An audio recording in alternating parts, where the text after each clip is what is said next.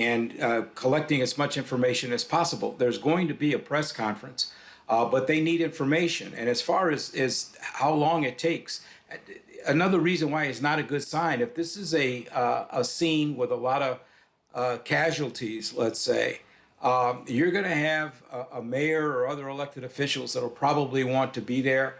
And sometimes that takes time to get them there and get them fully briefed.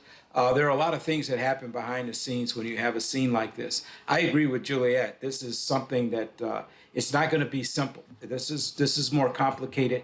And again, I think you're going to have one very large crime scene that they're going to have to meticulously section off and go through. And that's going to take some time. That's probably what they're trying to organize and get a plan together in order to do that.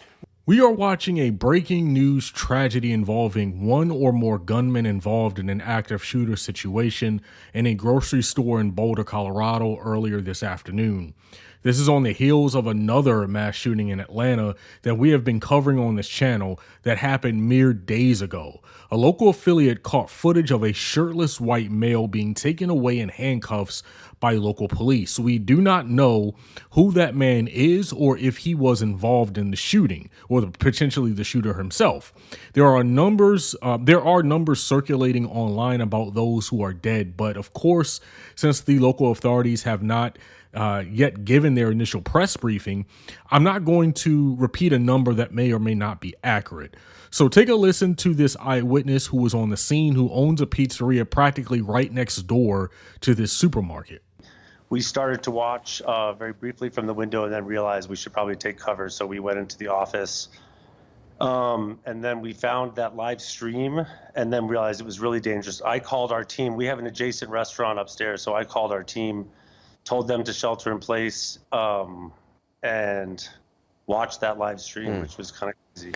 And around what time was it that you first realized something was up? You know, I don't even know the time. I don't remember. Okay. It's kind of like those things where you think about everything that you can do better, but we're not really trained for this. Yeah.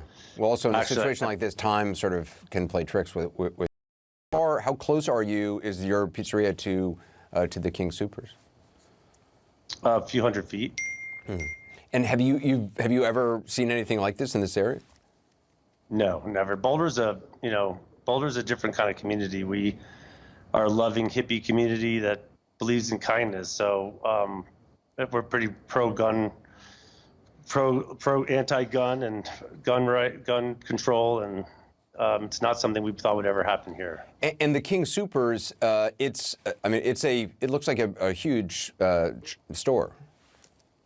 Yes, it is. Yeah. I mean, we almost walked over for lunch around the same time. It's really frightening. I wish we didn't have to keep dealing with this. I don't want to get political, but this shouldn't have to happen in America. Well, Kevin, I appreciate you talking to us. And again, I'm sorry it's under these circumstances. And I'm glad also that you're able to start to think about reopening. And Thank you very much. I wish you the best with that as well. Thank you. So I'll just repeat what he said. This should not be happening in America as frequently as it does. As soon as things start opening back up, we see what getting back to normal actually looks like, which is quite sad.